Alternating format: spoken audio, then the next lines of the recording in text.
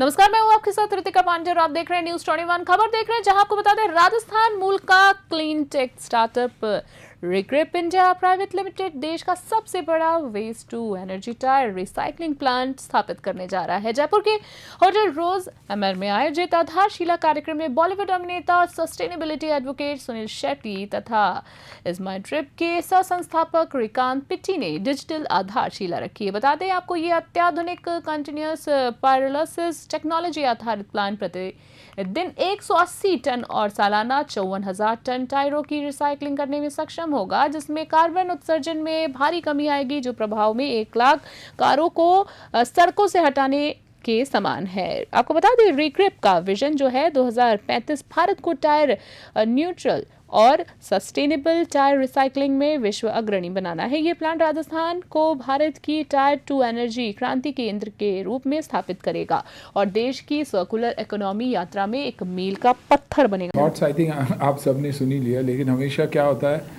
जब एक्टर्स जुड़ते हैं, लोग जुड़ते हैं किसी ब्रांड के साथ, तो हमेशा वो एक खूबसूरत ब्रांड से जुड़ना चाहते हैं। हमेशा ये जो काम है, जो बहुत ही मुश्किल का काम है, लेकिन साथ साथ एनवायरनमेंट के पॉइंट से देखा जाएगा तो बहुत ही खूबसूरत काम है। तो आई थिंक इसलिए तुषार को जब मैं पहली बार मिला तो मुझे लगा कि ये एक ऐसा बच्चा है, एक ऐसा लड़का है जो चाहता है कि देश की तरक्की भी हो और साथ साथ एक फ़र्क लेकर आए।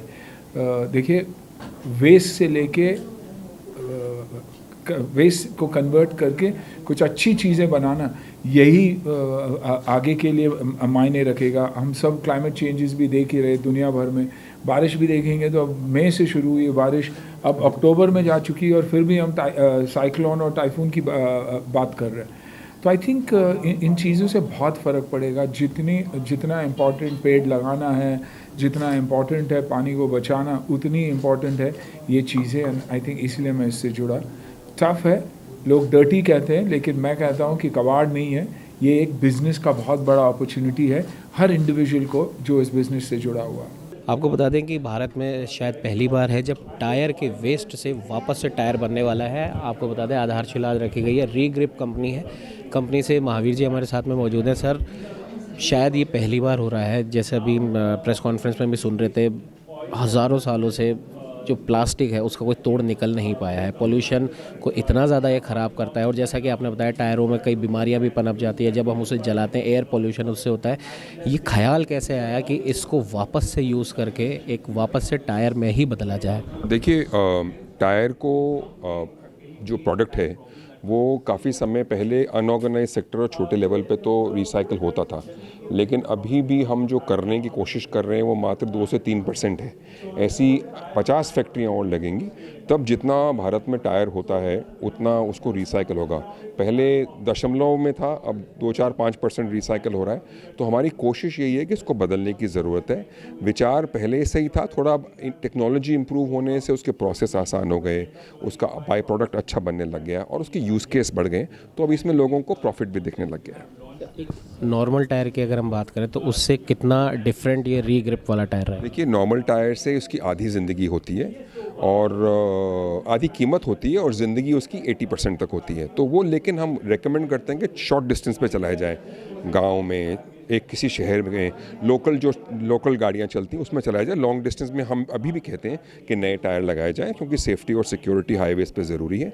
बाकी शॉर्ट डिस्टेंस में रिट्रेडेड टायर चलते हैं। तो जैसे कि टायरों को ही रीयूज़ करके इससे टायर बनाया जा रहा है, तो किन किन लोगों से आपने इसमें संपर्क है? कौन वो लोग हैं जो आपको प्रोवाइड कर रहे हैं? देखिए, जो टायर ट्रक के मालिक हैं, ट्रक ट्रांसपोर्टर हैं, टायर की कंपनियां हैं जो टायर नया बेचते हैं, पुराना टायर भी खरीद लेती हैं चंद रुपए में, उन सब से हमने संपर्क किया और उन्हीं टायरों को लेके हमने रिट्रेड करके आम जनता को, उनको जो लोकल ट्रांसपोर्टर हैं, छोटे ट्रांसपोर्टर हैं, उनको बेचना शुरू किया। राजस्थान गवर्नमेंट का कितना क्या सपोर्ट है? राजस्थान गवर्नमेंट की आई स्टार्ट की जो स्कीम है उसमें ग्रांट मिलती है, वहाँ उसको समझने को और सीखने को और जगह मिलती है फ्री में।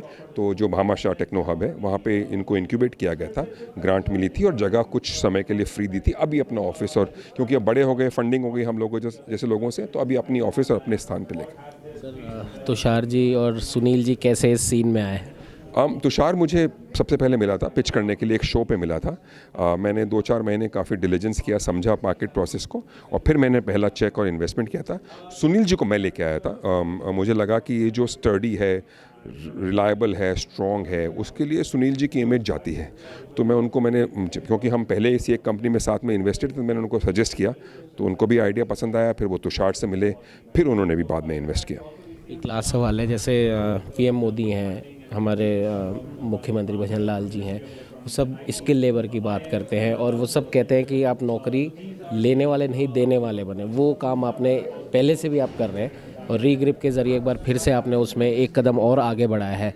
तो क्या जो ग्रामीण लेवल की स्पेशली हम बात करें, क्योंकि आपका टायर सबसे ज़्यादा वहीं पे आपने कहा यूज़ होने वाला है, तो वहाँ से क्या एम्प्लॉयमेंट की कोई गुंजाइश इसमें दिख? जी, जो ये टायर इकट्ठे करके और जो हम मिनी प्लांट लगा रहे हैं, जो माइक्रो एंटरप्रेन्योर की जो बात हुई अभी वार्ता में, वो बनाने की हमारी कोशिश है। आज 40 सेंटर, उसको 100 करेंगे तो हमारे कलेक्शन सेंटर उससे भी 4-5 गुना ज़्यादा हो जाएंगे। तो हम चाहते हैं कि हर कस्बे में, हर इलाके में एक माइक्रो एंटरप्रेन्योर बने, और वही हमारी कोशिश है। इसके थ्रू सेल्फ एम्प्लॉयमेंट, एंटरप्रेन्योरशिप और स्टार्टअप हमारे देश के लिए बहुत ज़रूरी है, जैसे कि माननीय प्रधानमंत्री और हमारे मुख्यमंत्री सब यही कहते हैं, क्योंकि वो फ्यूचर है हमारे देश का।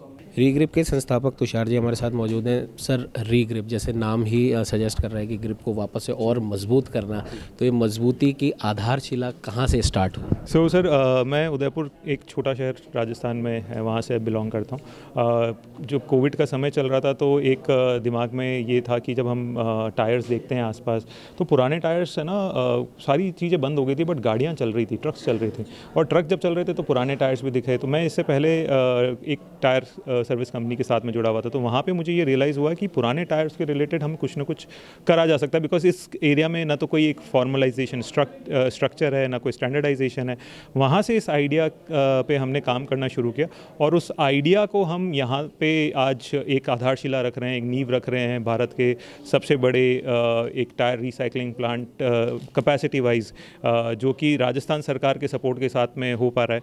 तो यही आइडिया रहा था, और वो आइडिया आज यहाँ पे शेप ले रहा है। एक लास्ट सवाल है, जैसे हमारे पीएम और सीएम भी कहते हैं कि नौकरी लेने वाले नहीं देने वाले बने, तो आपके इस प्रोजेक्ट से एम्प्लॉयमेंट कितना जनरेट होने वाला है? तो सर, जैसे मैंने आपको बताया कि हमारे साथ में काफ़ी सारे ग्राउंड पे लोग जुड़े हुए होते हैं, जो रोज़मर्रा का जैसे टायर्स कलेक्ट करके लेके आना है, शॉप से, आपके कंज्यूमर से, दुकानों से, अलग अलग जगह से। तो इस तरीके की सर तकरीबन आज 650 से 700 लोग हमारे पैन इंडिया में जुड़े हुए हैं, जो पहले शायद अगर मैं बोलूँ तो एक डेली वेजर थे, कहीं पे कुछ अगर मैं बोलता हूँ कि 100 रुपये का काम करते थे, तो वो आज हमारे साथ जुड़ के 400 रुपये तक पहुँच पाएँ, क्योंकि पीछे खरीदार की तरह हम उनके सपोर्ट में थे। उनको जो भी सपोर्ट चाहिए होता है, उनको एक सोशल सिक्योरिटी देना, फाइनेंशियल सिक्योरिटी देना, वो सब हमने पीछे से बैकएंड पे किया है। तो आज इनडायरेक्ट एम्प्लॉयमेंट की बात करूँ तो तकरीबन हम 700 साढ़े 700 लोगों को इनडायरेक्टली एम्प्लॉय करते हैं।